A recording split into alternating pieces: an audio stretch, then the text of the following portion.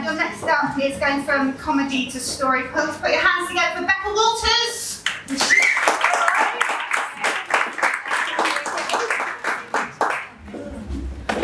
Hello, good evening. How are we? Are we well? Thanks. This is a really exciting gig for me because, as they were saying, that I usually do stand-up comedy, so this is like really exciting for me because it's the first time that I get to like read my set directly off a page and no one thinks I'm being lazy. It's great. I want them all to be like this. But genuinely, I am really excited to be doing this gig because it gives us the opportunity to be talking about something which I don't usually talk about. And I will just say right now, I regret to inform you, after the lovely, like emotive and really imaginative pieces that we saw before, I shall be lowering the tone. The brow of the evening will be lowered considerably, so I am sorry about that. But basically, the story that I've got to tell you is quite personal. It's a little bit embarrassing that happened to me. It's just a short little anecdote about something that happened to us last summer. But because it's quite embarrassing, I'd quite like to just warm myself up to get into it. So I'm just going to tell a quick little joke that is probably the daftest joke that I've ever heard, but it made us laugh so much the other day when my brother told us. So is that okay if I just... Yeah. So, what do you call a sheep with no legs? A cloud? So stupid. Right, great. Okay, so now that we're all best friends, I feel like I can share my incredibly personal story. Okay, so last year I went to France with my friends on holiday. And we had an absolutely lovely time because it was my first like grown-ups holiday, because I'm 23 now, and it was amazing because it was like we weren't going out and doing like shots, and we weren't like staying out until 4 a.m. and getting like, you know, going to the club. Instead we were just like getting twatted in our villa because that's where the cheese and the crisps are. So we were just doing that instead. However, it was a lovely holiday, but something bad happened. And basically, when I'm in a place that I don't know very well, I find it quite difficult to go to the toilet for a...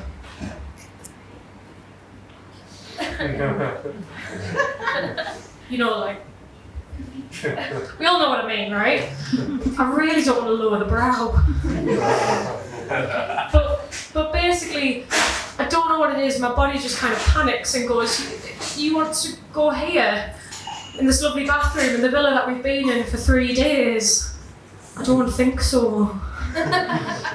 So yeah, it was really horrible. So as you can imagine, I was in quite a bit of pain. So it got to the 4th day, and I remember we were in this lovely, extremely quaint French market, and we were shopping for groceries for dinner that evening, and I was just furiously Googling what food makes you poo, when I spotted La Pharmacy. And now, I'm British, and I hate to admit that I ignorantly assumed that I could get what I wanted in a European country by just speaking my own fucking language. But I did. So when I went inside the pharmacy, I had a look around to try and see if I could find what I needed without any help, which was an extremely ambitious move on my behalf. So when I realised I wasn't getting anywhere, this lovely French sales assistant came over to me. And it quickly became obvious that she knew limited English, and frankly, my C in GCSE French was not going to cut the mustard. So in my hour of need, I turned to the only thing that I thought would help, which was Google Translate, which has never translated anything wrong. So I got out my phone and I typed in the one word which I knew would make her understand the situation that I was in. Now, I don't know if any of you lovely people know any French, but the word for constipation in French is fucking constipation. And although that is the same word, because it was in French, I didn't know how to pronounce it. So I just looked at my phone and panicked and just looked at this poor woman and went, constipation? And she went, oh oui, constipation. That's how you pronounce it, guys. And I couldn't believe it.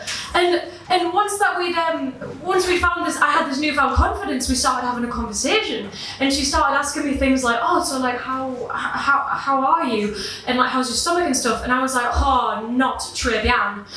And she was saying like, "Oh, how many days?" And I was like, "Oh, trois." And she went, "Toi?" And I went, "Oui, toi." And, oh no. But eventually she gave me this powder and stuff and sorted me out, and it was a really embarrassing situation. And as I was leaving, she was like, "Oh, au revoir, good luck." And I was like, "Oh, merci." And I went and rejoined my friends who I had not told where I was going, and I've yet to tell them now. And basically the moral of this story, because there is a moral, is that when something embarrassing happens to you, you absolutely should not confide in your friends. Don't tell them. Ever. What you should do instead is type it out on a piece of paper and relay it at a gig. Because that is much more cathartic. Genuinely forgot the last line now. Thank you very much, I'm Becca Wallace.